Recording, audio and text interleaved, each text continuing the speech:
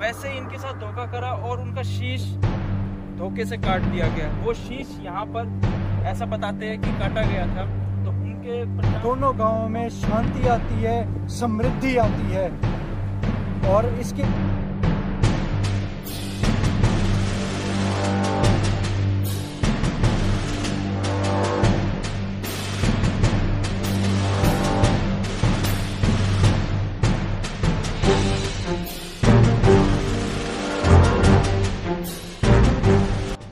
जय श्री कृष्ण भाइयों, आज फिर से स्वागत है आप लोगों का हमारे YouTube चैनल यादव सरकार में।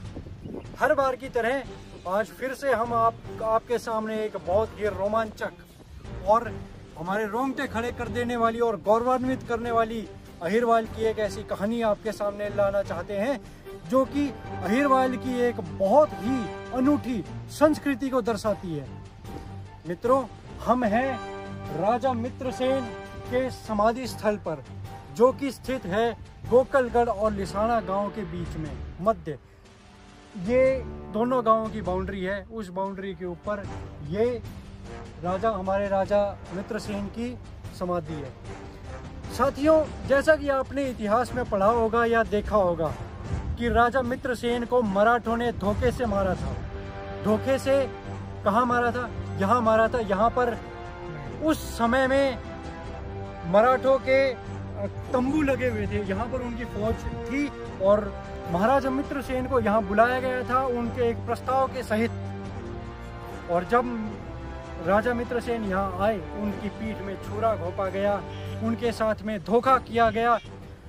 और ऐसा बताया जाता है बड़े बुजुर्गों की कहानियों में कि उनका सर काटा गया और उनका सर यहाँ पर गिरा था। और उसी समय कुछ समय बाद उनके परिवार को भी खत्म कर दिया गया, उनके पूरे परिवार को मार दिया गया। और कुछ सालों पश्चात ये समाधि बनाई गई और तभी से एक अनूठी परंपरा ने जन्म लिया, जो कि गोकुलगढ़ और लिसाना गांव साथ निभाते आए हैं इतने सालों से और साथ मनाते आए हैं।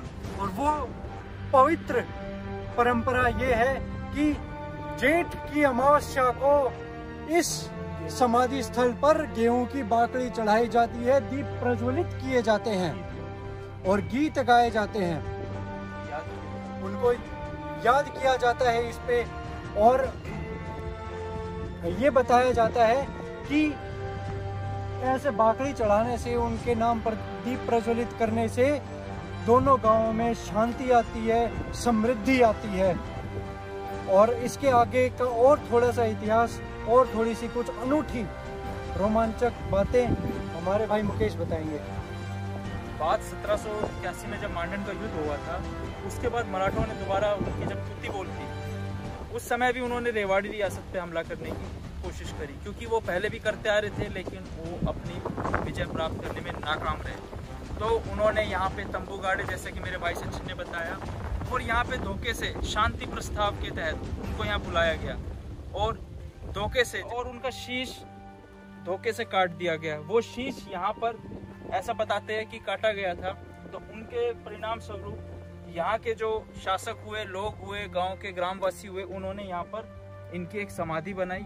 और इस समाधि पे हर साल जो हमारी वीरांगनाएं हैं, अहिरानियां हैं, वो यहाँ पर गेहूं की या बाजरे की चढ़ावा लेके आती है और साथ ही साथ गीत गाती हुई आती है और उनको याद करती है। ऐसा कहा जाता है कि उनको याद करने से उनकी आत्मा को भी शांति मिलती है, साथ ही साथ इस क्षेत्र में भी शांति बनी रहती है। तो आगे का जो है मैं सचिन भाई से बोलना चाहूँगा। भाइयों, मैं कोटि कोटि नमन करता हूँ इस क्षेत्र की वीरांगनाओं को, अहिरानियों को, इस क्षेत्र के युवाओं को, या हमारे बड़े बुड्ढों को, जिन्होंने आज तक ये परंपराएं इतने सालों से जो चलती आ रही है उनको संजो कर रखा हुआ है।